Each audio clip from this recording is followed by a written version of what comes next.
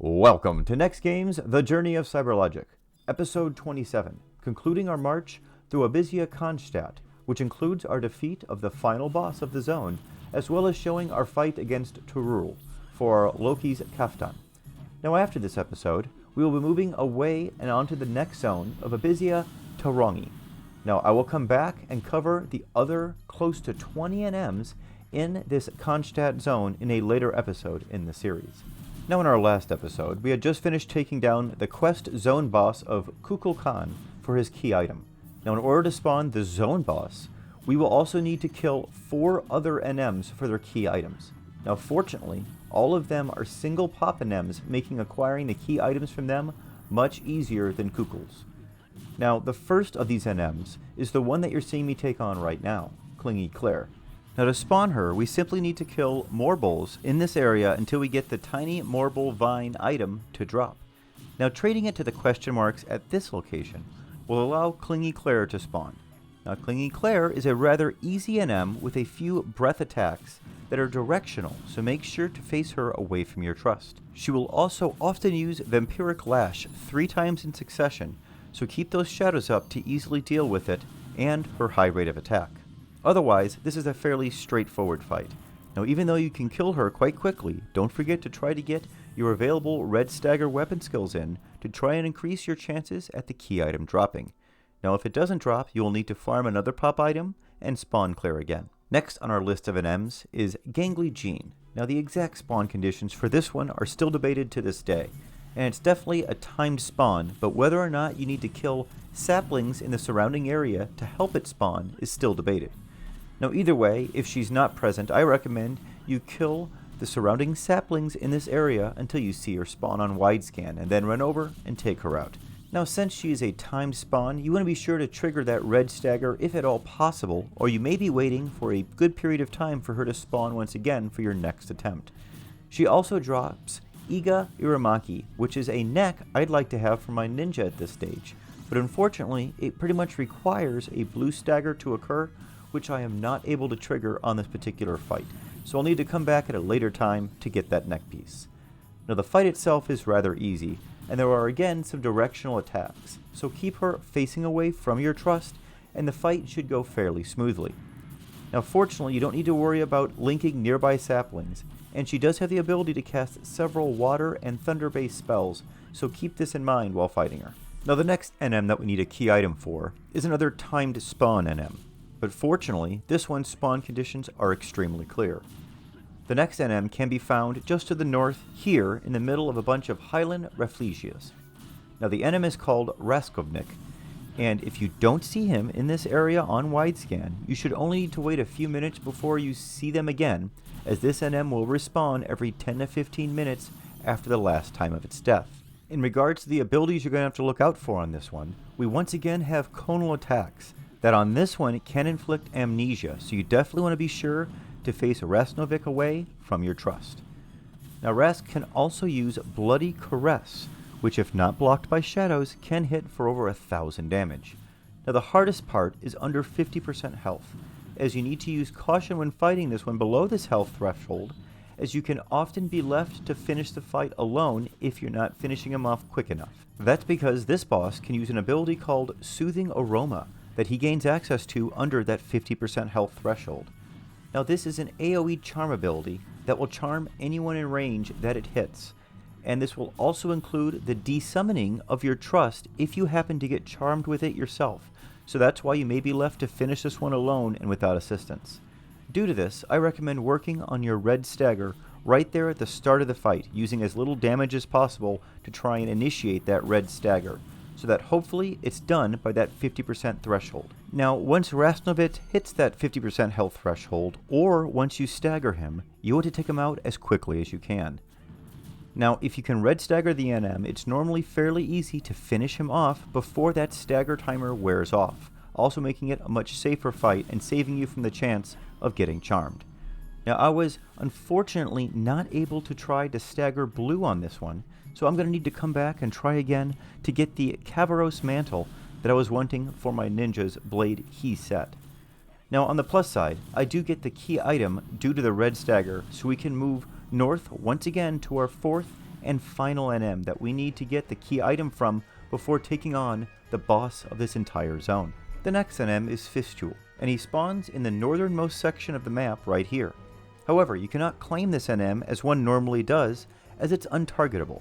You instead need to spawn one of the other nearby NMs and bring it to the Fistule as a sacrifice. The Fistule will then eat the NM you bring to him and will become targetable, and then the fight will begin. There are 3 possible NMs that you can bring to the Fistule that he will eat. The first and the easiest is Guimavir, which spawns right here. Now this is the easiest as it's first the closest one to Fistule and the only one that spawns without a spawn item. It spawns by a lottery pop by killing the Locaris in this area right here. So if this NM is up, I'll normally just go ahead and grab them right off the bat and bring them to the Fistule as the sacrifice. However, if that boss is not up, your 2 other options are forced spawn options, so all you need to do is go farm the pop item that's drop off one of the nearby mobs in the area, and then you can immediately spawn that NM as you need. Now the first option is to spawn Blood Guzzler here.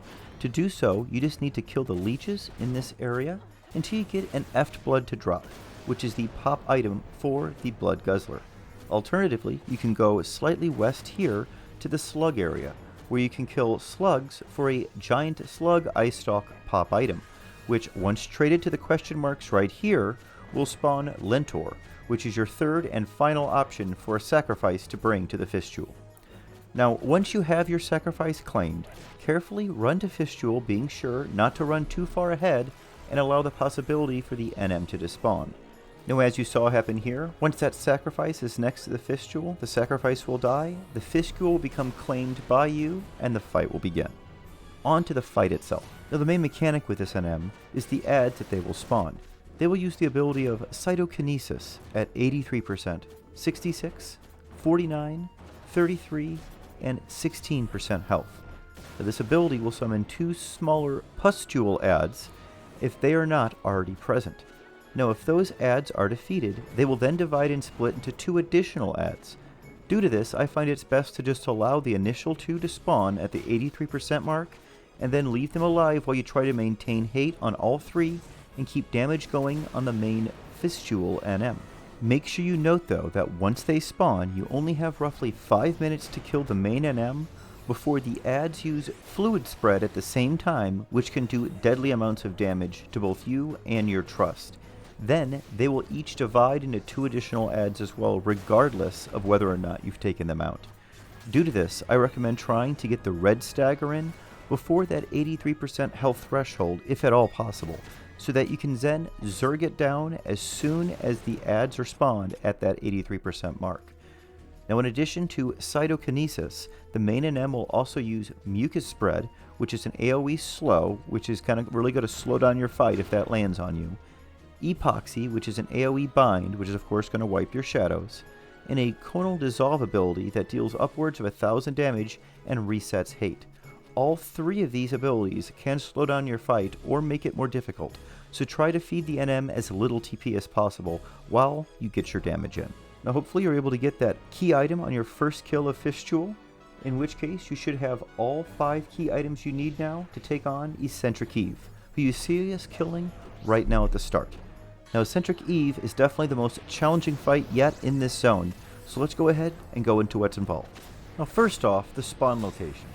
You spawn Ecentric Eve here. When you click on the question marks, when you have all 5 key items in your possession, you will receive the option to spawn. Now, Eve has some nasty abilities that we need to deal with by kiting, so once spawned, you need to pull all the way to this large rock here on the map where you find Weavery. Now once there, you want to make sure that you keep shadows up at all times during this fight, and start the fight by enfeebling Eve with everything you have before you start feeding her TP. You then want to start to get your damage in quite carefully. Now by carefully, I mean that you want to get melee swings in, but always be ready to run in the event a nasty ability goes off, as several of the abilities that she uses can instantly end your run. This means you always want to save your weapon skills until right after TP abilities that aren't a risk to you. Let's talk about the abilities that you're going to see now. The first is Drain Whip, and it's the one that you're hoping to see the most often. and if not blocked by shadows, it's going to drain your health, magic, or TP from the target that it hits. Now the next ability that you would prefer to see is 1000 Spears, which is an AoE ability that will inflict amnesia if it's not absorbed by shadows. This is the primary reason that you need to keep shadows up at all time during this fight, so that you can pretty much ignore this ability. Now the next least risky ability is Bad Breath, and this is a very nasty version of the Bad Breath ability, as it inflicts slow, poison, silence, paralyze, wait, bind, and blind. Now you may want to bring along some remedies to speed along your trust curing you of all these ailments, as it can become quite overwhelming for your trust if several members of your party get hit with this Bad Breath ability. Now start the nasty abilities. The first is Tainting Breath. Now this is an AoE ability that will charm you and anyone it hits. Now this, along with Extremely Bad Breath, which is an ability that will instantly kill anyone in AoE range, are two abilities that will spell the end of your run instantly. Now due to these nasty AoE abilities, anytime you spend meleeing Eve and not kiting her, you are in risk of instantly dying. So you need to decide for yourself how much kiting you want to do versus meleeing and weapon skilling, knowing that the more meleeing and weapon skilling you're going to do, the riskier the fight is going to be. Now Trust can help with this NM substantially, as they can both stun his abilities and get damage in while you're kiting safely ahead of the NM. Now in this example that you're seeing here, I'm using Kurumuru for Haste 2, Yoran Oran for Cures, and Ulagor and Adalid for Stuns. Now Robel Akbel also works very well for stuns, and I've thrown in Semi for extra range damage. Note of course that I'm not using a bard to cap my haste here, as during many times I'm going to be running outside of her singing range, therefore I felt I was better served by using a trust that will actually continually be getting damage in for me. Now the nastier abilities will only be used infrequently at the start of the fight, but will be used much more frequently as the health goes down. So in this example, I've taken the approach of trying to get in damage as quickly as I can at the start of the fight, and then planning to kite a bit below 50% health to be sure to stay clear of the AoE abilities and give the trust time for stun timers to reset. This of course still carries some risk. If at any time one of those nasty AoE abilities goes off and I'm caught in the middle of a weapon skill animation, it could mean the end of my run. Now this NM isn't only the end boss of the zone, but he also drops two pieces of gear that we as ninja need. The first is our Ocelot gloves, and the second is our Danzo Sunate. So let's hope we can at least get one of those two items to drop once we kill this one. Now when kiting, you want to kite in a large circle around this large rock that you see me doing right here.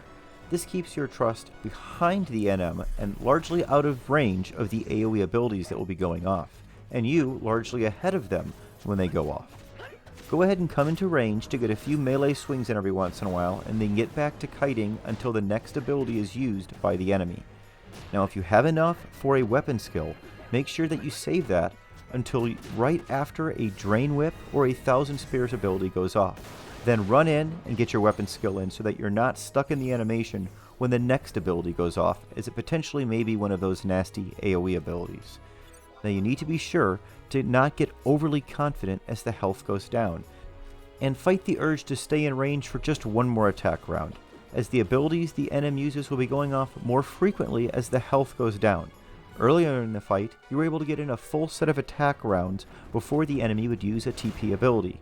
You won't have that benefit at the end of the fight, where often you will only get in a single attack round or at most two before an ability will go off.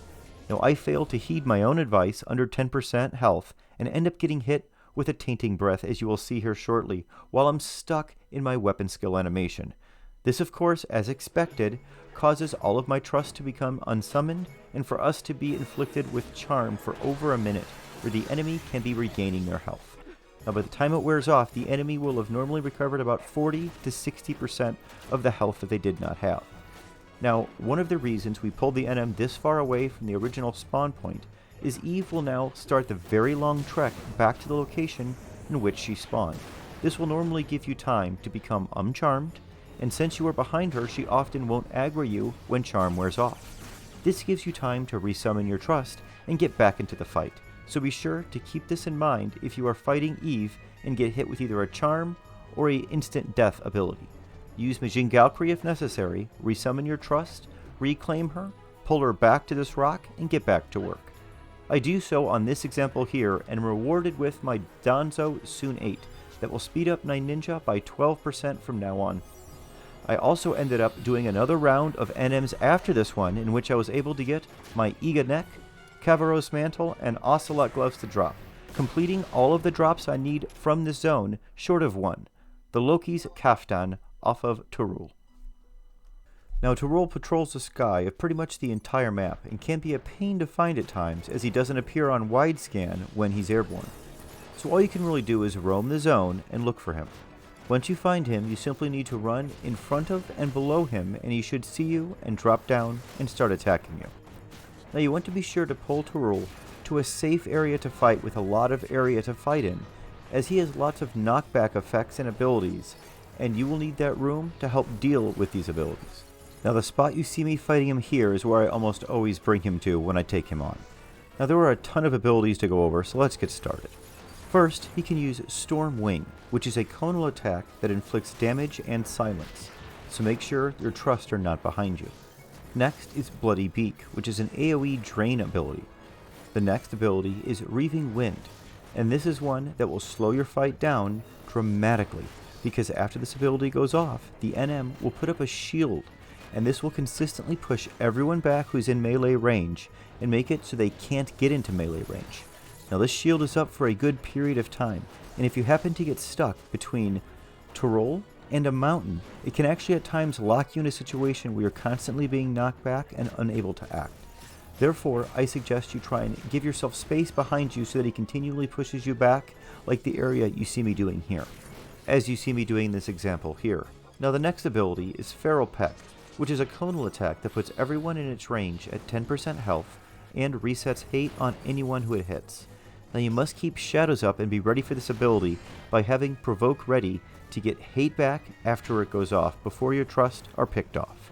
Now the next ability is Calamitous Wind, which is a powerful AoE attack that does a good deal of damage and can one-shot some of your trust. It also knocks you back and dispels all of your buffs. So after this ability goes off, you need to regain control of the fight while you keep getting your damage in. Now the next ability is Warped Whale, and this is an AoE ability that does a good deal of damage and inflicts max health and magic down. Now Tail Lash is an AoE ability that is only used when the person with hate is behind Turul, and it can hit for many thousands of damage, so make sure that you're not tanking from behind. Now Turul also has a potent fast cast ability and cast high level arrow and thunder spells, both on itself and its targets. If it hits itself with thunder, it's going to absorb that damage and get a powerful end stun effect on its attacks, as well as a shock spike effect. Now if you try and melee him when this shock spike effect is up, you can die in a single round of attacks due to multi-attack, as each attack that you hit him with does do 300 to 400 return damage to you and stun you, making it hard to turn before the next round of attacks goes off. Now you need to be ready for this, and when it occurs, you need to turn for the minute or two that it takes for these spikes to wear. This and Reaving Wind are the two things that slow this fight down the most, as you can't melee during those periods of time, and all you can do is bide your time until they wear off. Now of course, if you're trying to get a drop like we are here, like the Loki's Kaftan, you also need to try and trigger a blue stagger, while all of this is occurring to increase the chances of getting the drop. This is the one drop in this zone that I had the most difficulty with, and it took me a total of 10 kills and 3 blue staggers to get it to drop. This kill here is the one that I finally got it to drop in. That's all we have to cover in episode 27 of The Journey of CyberLogic. Join us for episode 28, where we venture into the next Abyssea zone. Thanks for watching, everyone. We'll see you next time.